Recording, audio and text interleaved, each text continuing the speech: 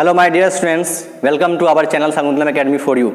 बच्चों, आप लोगों का स्वागत है हमारे एकलव्य बैचेज में। आज हम लोग शुरू करने जा रहे हैं 12th क्लास के फिजिक्स। सबसे पहले हम देखेंगे क्लास 12th के फिजिक्स में हमें कौन कौन से यूनिट पढ़ने हैं।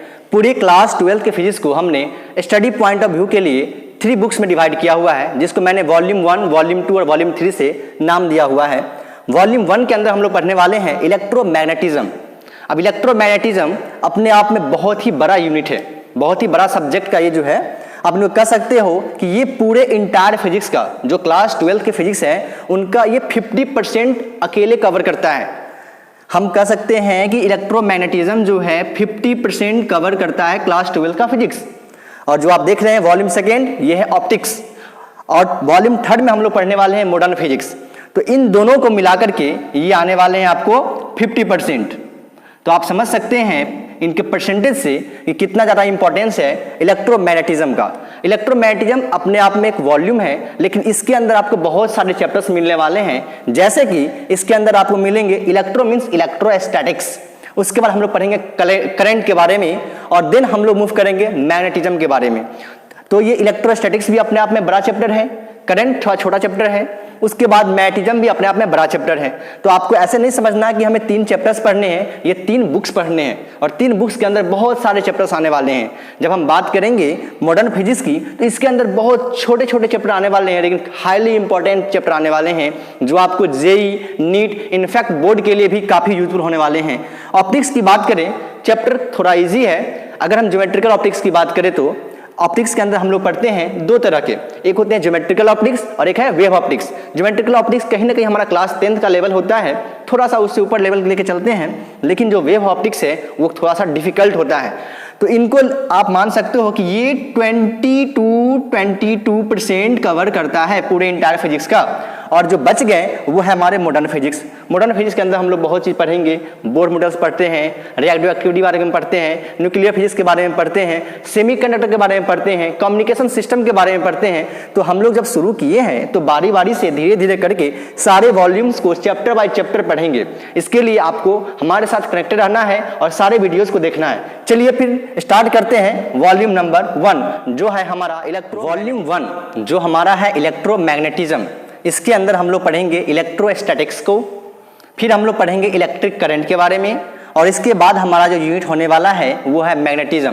तो हम कह सकते हैं बेसिकली इलेक्ट्रोमैग्नेटिज्म के अंदर हम लोग 3 चैप्टर्स पढ़ने वाले हैं जो है electrostatics, electric current and magnetism.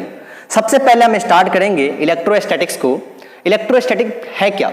Electrostatic physics का वो ब्रांच है जिसमें हम लोग स्टेशनरी चार्ज के ऊपर स्टडी करते हैं। जैसे नाम से ही क्लियर है, electrostatics means electrical phenomena which produce due to charge at rest.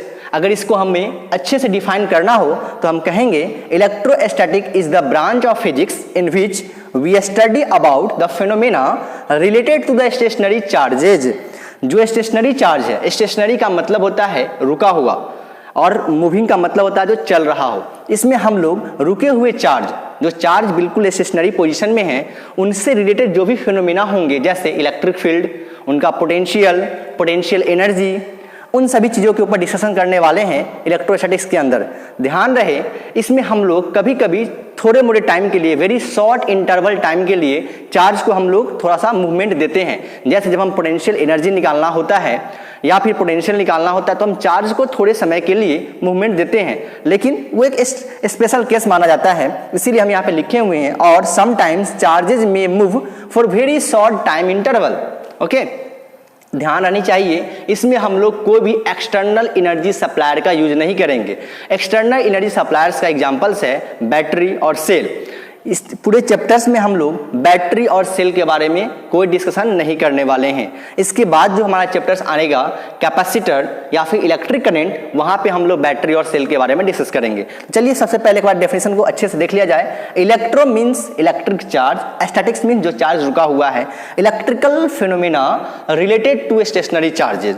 इस पूरे यूनिट में हम लोग इसी के बारे में पढ़ने वाले हैं। डेफिनेशन है electrostatic is the branch of physics in which we study about the electrical phenomena related to stationary charges sometimes we may move charge for a very short time interval and ध्यान रहे without using any external energy supplier such as any battery और cell. इसके बाद अब देखेंगे कि electrostatics chapters के अंदर हमें कौन कौन से टॉपिक्स पढ़ने हैं, हम उनको करते हैं यहाँ पे नोट डाउन। इलेक्ट्रोस्टैटिक के अंदर हम लोग पढ़ेंगे electric field and potential. Electrostatic अपने आप में बहुत बड़े चैप्टर हैं, इसीलिए इनको हम 3 चैप्टर्स में डिवाइड किए हुए हैं ताकि पढ़ने में आसानी हो। तो इलेक्ट्रोस्टैटिक्स जो बड़ा सा चैप्टर है उसको छोटे छोटे चैप्टर्स में डिवाइड किए हुए हैं। जो मेरा फर्स्ट चैप्टर है वो है इलेक्ट्रिक फील्ड एंड पोटेंशियल, आपको एनसीईआरटी बुक में देखने को मिल जाएगा। उसके बाद आएगा हमारा सेकेंड चैप्टर गॉस लॉ, और थर्ड जो हम पढ़ने वाले हैं वो है कैपेसिटर्स। इस तरह से इलेक्ट्रोस्टैटिक्स में हम लोग 3 चैप्टर्स को कवर करेंगे, electric field and potential, second है गॉस लॉ और थर्ड है हमारा कैपेसिटर्स। सबसे पहले हम लोग स्टार्ट करेंगे इलेक्ट्रिक फील्ड एंड पोटेंशियल। तो चलिए देखते हैं इलेक्ट्रिक फील्ड एंड पोटेंशियल के अंदर हम कौन कौन से टॉपिक्स को कवर करने वाले हैं। इलेक्ट्रोस्टैटिक चैप्टर्स में जब हम लोग इलेक्ट्रिक फील्ड एंड पोटेंशियल को स्टडी करेंगे, इसके अंदर बहुत सारे छोटे छोटे सब टॉपिक्स हैं। उन सभी सब टॉपिक्स को हम लोग कवर करने वाले हैं, जिसमें हम लोग सबसे पहले पढ़ेंगे इंट्रोडक्शन ऑफ चार्ज। जैसा कि आपको पता है इलेक्ट्रोस्टैटिक में क्या हम लोग करते हैं, इलेक्ट्रोस्टैटिक में हम लोग स्टेशनरी चार्ज से रिलेटेड जो भी इलेक्ट्रिकल फिनोमेना होते हैं उनके बारे में पढ़ते हैं। तो कहीं ना कहीं इसमें चार्ज का इंपॉर्टेंस है, इसीलिए सबसे पहले हम समझेंगे इंट्रोडक्शन ऑफ चार्ज कि चार्ज क्या होते हैं, कितने तरह के चार्ज होते हैं, चार्ज डिस्कवर्ड सबसे पहले किसके द्वारा किया गया, और चार्ज की क्या क्या प्रॉपर्टीज होती है, उन सभी चीज़ों को हम लोग पढ़ने वाले हैं इंट्रोडक्शन ऑफ चार्ज। इसके बाद हम लोग देखेंगे कुछ चार्ज डेंसिटीज़ को, जैसे कि linear charge density, surface charge density और वॉल्यूमेट्रिक चार्ज डेंसिटी। यकीन मानिए 1-2 लेक्चर्स के बाद आप इन सभी चीज़ों के बारे में मास्टर हो जाएंगे, क्योंकि हम लोग जो पढ़ने वाले हैं बिल्कुल जेई और नीट साथ साथ 12th लेवल को भी लेकर के चलेंगे। तो इन जो अभी आप यहाँ पे देख रहे हैं कि मैंने यहाँ पे बहुत सारे सब टॉपिक्स को लिख दिया है, बिल्कुल भी इसको देख करके हैरास नहीं होना है कि मैंने क्या लिख दिया है। धीरे धीरे सीधी दर सीधी हम लोग धीरे धीरे हर एक स्टेप बाय स्टेप हर चीज़ों को अच्छे से एक्सप्लेन करेंगे।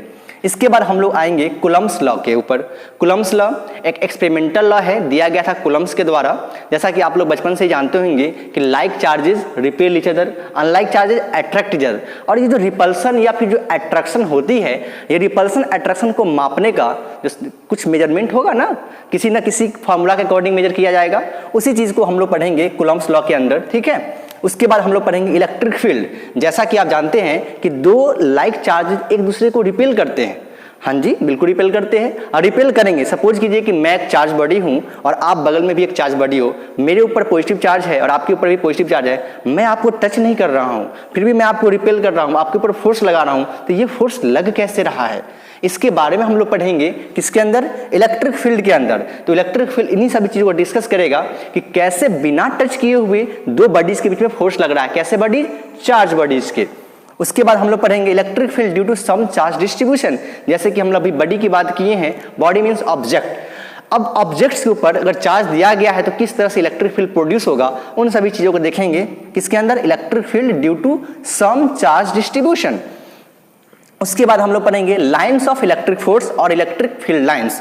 इन चीज़ों को बहुत अच्छे से हम लोग डिस्कस करेंगे, समझेंगे कि क्या होते हैं इलेक्ट्रिक फील्ड लाइंस, इसी को कहा जाता है लाइंस ऑफ इलेक्ट्रिक फोर्स। इसके बाद हम लोग पढ़ेंगे इलेक्ट्रिक पोटेंशियल। जैसा कि आप लोग क्लास 11 में पढ़ते हैं ग्रेविटेशनल पोटेंशियल, बिल्कुल कुछ ना कुछ उसी तरह का चीज़ है इलेक्ट्रिक पोटेंशियल। वहाँ पे मास के द्वारा क्रिएट होता था, यहाँ पे चार्ज के द्वारा क्रिएट होगा, और उनको हम अच्छे से डिस्कस करेंगे इलेक्ट्रिक पोटेंशियल के अंदर।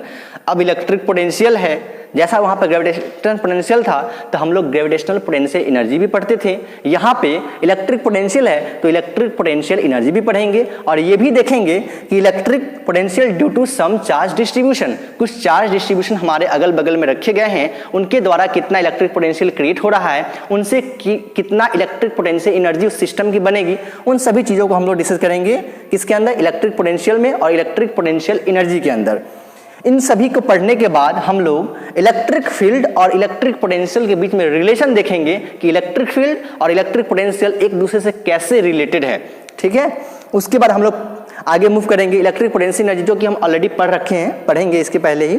Behaviour of conductor in electric field, जब किसी भी कंडक्टर बॉडी को इलेक्ट्रिक फील्ड में रखा जाए तो उस कंडक्टर बॉडी का कैसा बिहेवियर होगा, उन सभी चीज़ों को हम लोग डिस्कस करेंगे किसके अंदर, behaviour of conductor in electric field. ये सारे अपने आप में छोटे छोटे टॉपिक है, लेकिन हर पे सभी टॉपिक्स पे आपको अच्छे से टाइम देना है, बिकॉज इन सभी टॉपिक्स से क्वेश्चंस पूछे जा चुके हैं। खास करके बोर्ड में तो क्वेश्चन आते ही हैं और जेईई में भी क्वेश्चन पूछे जा चुके हैं। इलेक्ट्रिक डायपोल आपको बोर्ड पॉइंट ऑफ व्यू से काफी इंपॉर्टेंट है, ये चीज आपको माइंड में मेकअप रखनी है। तो इलेक्ट्रिक डायपोल क्या होता है, इनको समझेंगे हम लोग, और फिर उसके बाद देखेंगे कि इलेक्ट्रिक डायपोल को हम लोग एक्सटर्नल इलेक्ट्रिक फील्ड में रखते हैं तो उनका मोशन कैसा होता है। ये सारे टॉपिक्स हम लोग कवर करेंगे किसके अंदर, इलेक्ट्रिक फील्ड एंड पोटेंशियल के अंदर। और इलेक्ट्रिक फील्ड एंड पोटेंशियल किसका पार्ट है, इलेक्ट्रोस्टैटिक का पार्ट है। मैंने आपको बताया इलेक्ट्रोस्टैटिक को 3 चैप्टर्स में डिवाइड किया गया। पहला चैप्टर है आपका electric field and potential, second जो हमारा चैप्टर होगा वो गॉस लॉ, और जो थर्ड चैप्टर होगा वो है हमारा कैपेसिटर्स। तो सबसे पहले हम लोग स्टार्ट किए इलेक्ट्रिक फील्ड एंड पोटेंशियल, बारी बारी से स्टेप बाय स्टेप हर एक चैप्टर्स को हम लोग अच्छे से डिस्कस करेंगे। तो मिलेंगे हम लोग अगली क्लास में इंट्रोडक्शन ऑफ चार्ज के साथ। Thank you.